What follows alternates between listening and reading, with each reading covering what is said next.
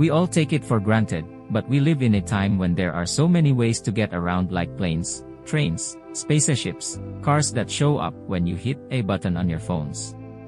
But if you go back just about 130 years ago, people weren't thinking about hoverboards or jetpacks. They just wanted faster horses. And that dream of a more powerful horse eventually turned into horsepower. Sorry, I got nothing. Innovation starts with a dream, then technology catches up. Innovators introduce change, then society catches up. The transition from the horse and carriage to the automobile was no different. I met up with the Henry Ford's Matt Anderson to talk about the change that brought about the motorized marriage of horse and carriage. Was there a time where the horse and buggy and the automobile shared the road? There was a lot of time. In fact, it's surprising how long that overlap was.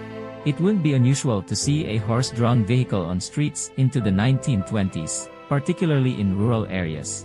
Consider that the first automobile in the US was built in about 1896.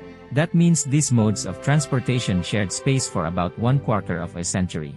There were some arguments against the automobile when it first introduced. The first ones weren't all that reliable. You had to do a lot of work on them. You had to clean the valves. You had to lubricate them all the time.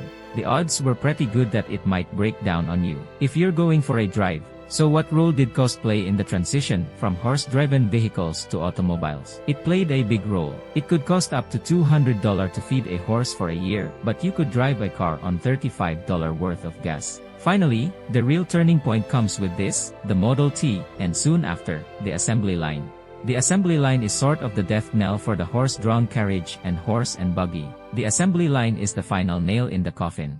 When the Model T appears in 1908, now you have a quality car that is priced fairly inexpensively. And when the assembly line comes into play in 1913 and 1914, prices for the Model T continue to drop dramatically, and cars are now here to stay and outselling horse-drawn vehicles. And that sends the buggy to the glue factory. The buggy, not the horse, correct. Cars also offered a certain sort of environmental cleanliness that horses did not. I was gonna ask really, and I'm not being cute here, the olfactory dimension of this. Absolutely. People were concerned that horse-drawn vehicles were causing all kinds of noise, causing all kinds of noxious smells, causing diseases in some cases. And even though the automobile took over as the favored form of transportation of the day, some sectors held tightly to the past. Interestingly, horse-drawn vehicles remained popular for delivery runs, particularly if you think of the milk delivery person coming to your doorstep, leaving the bottles of milk. And one day, too, cutting-edge automotive technology of today will be supplanted by something as futuristic as the car once was to the carriage.